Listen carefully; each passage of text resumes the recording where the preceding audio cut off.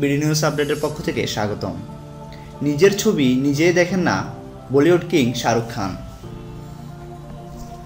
প্রতিটি ছবি মুক্তির আগে শাহরুখ কিছু না কিছু অন্যরকম কাজ করে থাকেন। ছবির প্রচারণায় তার অনন্য কিছু করা চাই।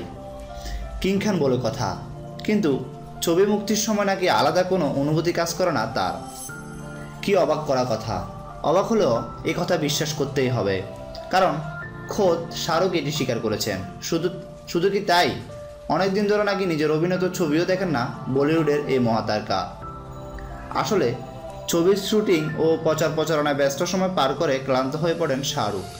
তার ভাষ্যে, শেষে এসে আমি খুব ক্লান্ত হয়ে যাই, তাই নতুন ছবি মুক্তি পাচ্ছে বলে আমার মধ্যে আলাদা কোনো অনুভূতি কাজ করে না। শাহরুখ আরও বলেন, প্রতিটি ছবি বড় পর্দার মুক্তির আগে ট্রায়াল শো হয়, সেখানে কোনো না কোনো জিনিস ভালো হয়েছে আর কি খুঁত রয়েছে সে বিষয়ে মানুষ মন্তব্য করেন। আমি বেশিরভাগ সময় সেই ট্রায়ালে উপস্থিত থাকি না। এমনকি দীর্ঘদিন ধরে নাকি কিং খান নিজের ছবি দেখেন না।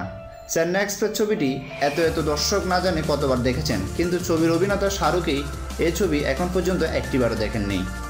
আবার জাপ্তা খাইজান ছবির উদ্বোধনী প্রদর্শনী বেশ জাঁকজমক করে পালন করা হয়েছিল, কিন্তু সেই ছবিও অর্ধেক দেখে হল থেকে বেরিয়ে গিয়েছিলেন তিনি। ফিল্মফেয়ার থেকে প্রকাশিত। ধন্যবাদ সবাইকে। পরবর্তী নিউজ আপডেট পেতে আমাদের চ্যানেলটি সাবস্ক্রাইব করে আমাদের সাথে থাকবেন।